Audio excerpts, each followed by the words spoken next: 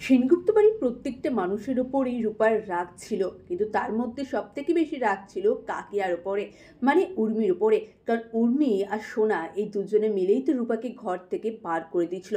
তাই রূপা মিটিং শেষে কাকিয়ার ওপরে ঝাঁপিয়ে পড়ে।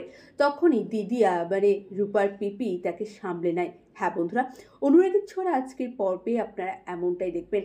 ওইদিকে দীপা কিছুই বুঝতে পারছিল না যে তার মেয়ে কি শুধুমাত্র অভিমান থেকেই তার সাথে এরকম খারাপ ব্যবহার করছে। ওইদিকে রূপা মুখ খুলছিল না, রূপা কিছু বলছিল না যে কি হয়েছে এই কয়েকটা বছরে, সব কিছু এত পরিবর্তন হলো কি করে। ওইদিকে উর্মি, উর্মির জন্যই যে এমন হয়ে গেছে সব কিছু, সেটা কিন্তু তারা কেউ জানে না। কিন্তু রূপার মনে হচ্ছিল যে কাকিয়ার জন্যই আমার জীবনটা আজকে এরকম হয়ে গেল। সে প্রথম দিন থেকে আমাকে সহ্য করতে পারে না, আমি যাই করি। দীপা ভাবলো যে আমাকে জানতে হবে ডাক্তারবাবুর এইরকম অবস্থা কি করে হলো। আর বনুই ডাক্তারবাবুকে কি এমন ওষুধ দিলেন, আমি তো ওদেরকে ছেড়ে চলে গিয়েছিলাম যাতে ওরা ভালো থাকে, সেখানে এরকম ওলটপালট কী করে হয়ে গেল।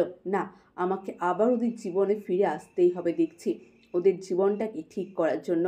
তাহলে কি দীপা আবার সেনগুপ্ত বাড়িতে ফিরে যাবে সূর্যকে ঠিক করার জন্য? আর রূপা, রূপার অভিমান কি ভাঙাতে পারবে দীপা? নিজের মেয়ের মধ্যে জমে থাকা যে কষ্টের পাহাড়টা আছে তার কি হবে? সূর্য, সূর্য এখন সমস্ত কিছু ভুলে গেছে।